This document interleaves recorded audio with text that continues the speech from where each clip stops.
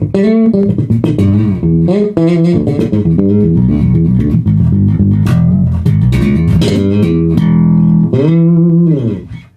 friends, what's happening? What's happening? What's shaking? This is Andy coming at you from my Daily Funk Club headquarters, and right now I'm going to do a demo for you with my brand new custom GR bass rig.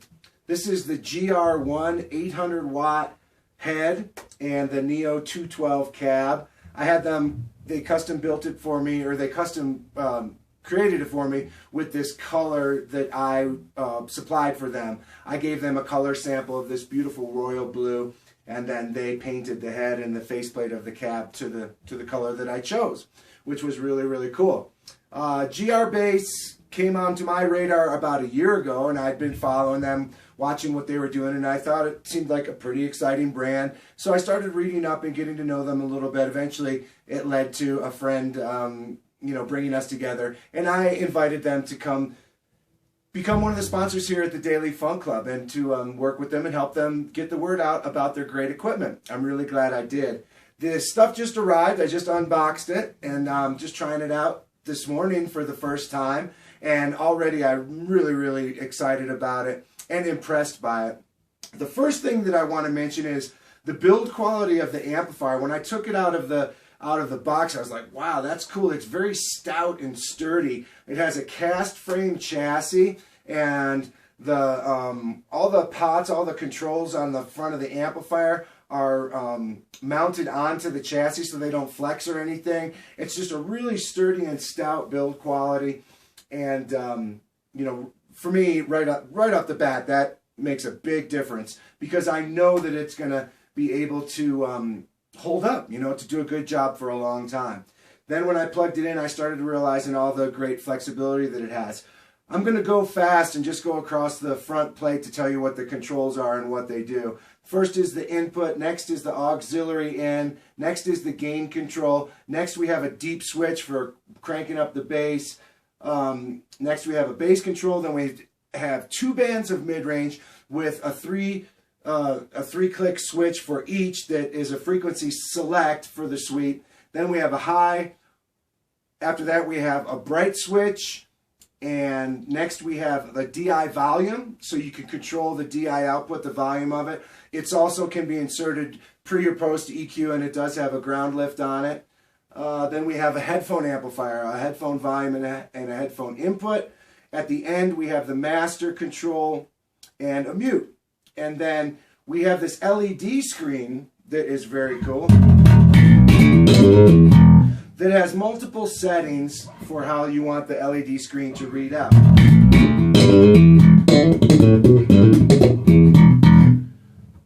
think there's 5 of them.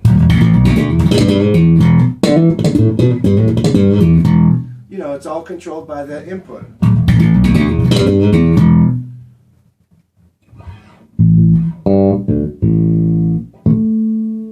That's the setting for no LEDs, which is going to make, some people don't want to see any LEDs. And then there's a built-in tuner, which is a very, very handy thing. So in terms of that's just a kind of a cool, functional and fun thing to have on with the LEDs. We'll put it on to something a little less distracting.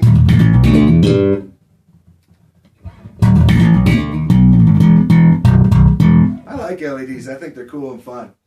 Alright, so one of the coolest features on the whole thing is that right now I have it engaged. This is the pure sound, which completely bypasses the EQ. So right now it's completely bypassed. Turn it off. I've got lots and lots of active EQ, which I can tone shape to whatever I want.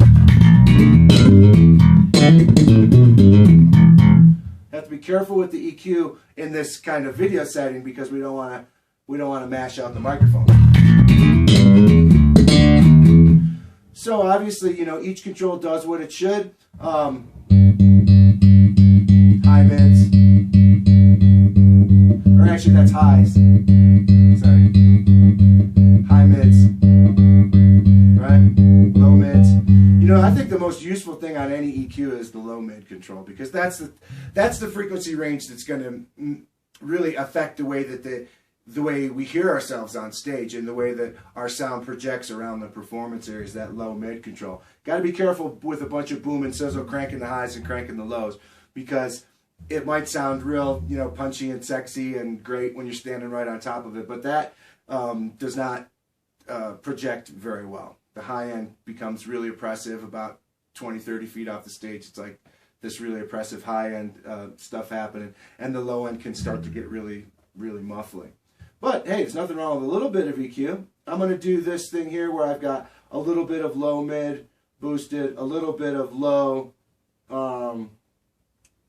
bass, high mids flat, treble a little bit boosted. Yeah, and it's going to be that. It's going to be that you know, that slap sound that everyone dies for.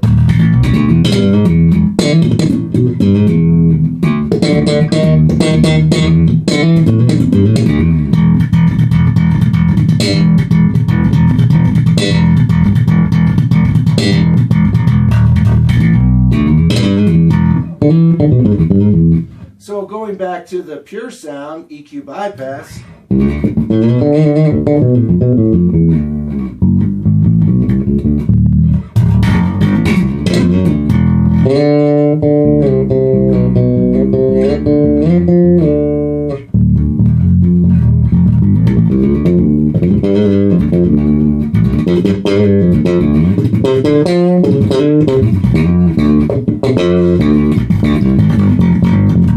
I think that it just sounds fantastic in that EQ bypass. I love the kind of natural, transparent kind of sound. I like the sound of the bass in my hands, and so I typically, on most amplifiers, I keep them at noon. And this one's great because you can completely bypass it, and just getting the sound of my hands and the sound of the bass. And in this kind of context, I think that the growly parts of it, I think that the dynamic parts of it sound better. You know, when we start to ramp EQ and stuff like that, it starts to affect the way that, you know, when you start to dig in too hard, it's going to, it can make it sound worse. Whereas if you just have it, the EQ completely at noon, or in this case bypass, I think that there's more harmonic content.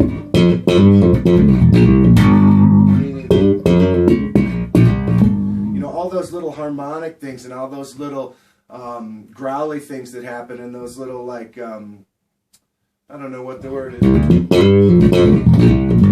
The things that happen when your fingers are barely touching the string. You know, and you get these little subharmonics and these little... That becomes a color. That becomes part of my sound. And I hear it, and I notice it when it's there and when it's not there, especially. So that's why I like to... That's why I like the, you know, keep the EQ pretty flat and just have a real transparent sound. In this case, I bypass it altogether.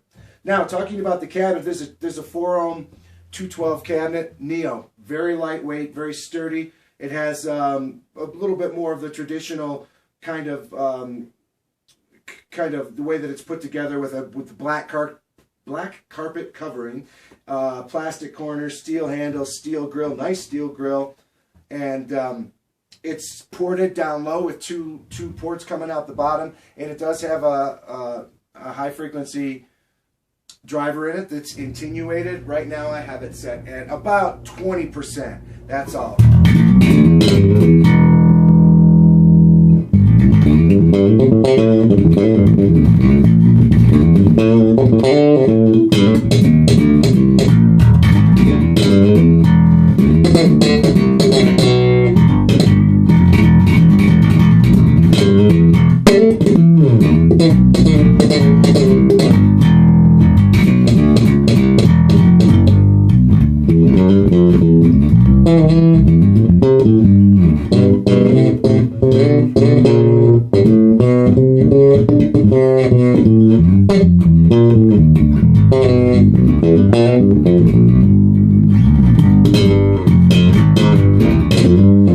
So it has a real fantastic sound, and the Neo drivers, I love the Neo drivers in this cab. They sound great.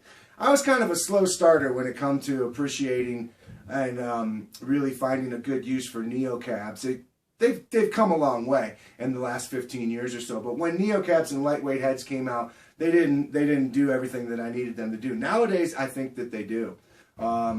The digital power modules have come a long way, and so have the drivers. And this cab and this rig, this whole rig is a really great example of how technology has really come up to a place to where it's super functional and durable, you know, and that's probably the most important thing. Being sexy, looking cool, having LEDs, being a cool color, that's all great. That's all above and beyond, though. The most important thing is that the thing performs well and performs well for a long time. In terms of power, it does 800 watts on RMS at 4 ohms. And by the way, the cabinet is 4 ohms and 400 watts at 8 ohms. So very powerful. And again, the cabinet's lightweight. I want to say it weighs about 30 pounds, but I'll double check that to make sure. But I can easily pick it up with one hand, no problem. And what else can I say about it? Yeah, this is the first demo. I just unboxed it, and I'm just getting to. It's my custom MTD Michael Tobias Saratoga Jack 5. It's got Bartolini pickups in it.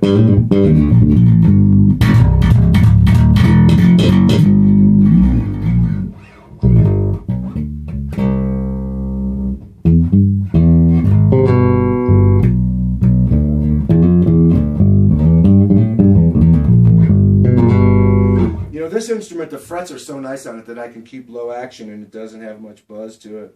You know, I don't like a lot of fret buzz influence on my basses, so I tend to have a lot of relief and higher action. But this one, because it's such a fantastic instrument, so well made, I can keep it with low action and it doesn't have that fret buzzy kind of sound.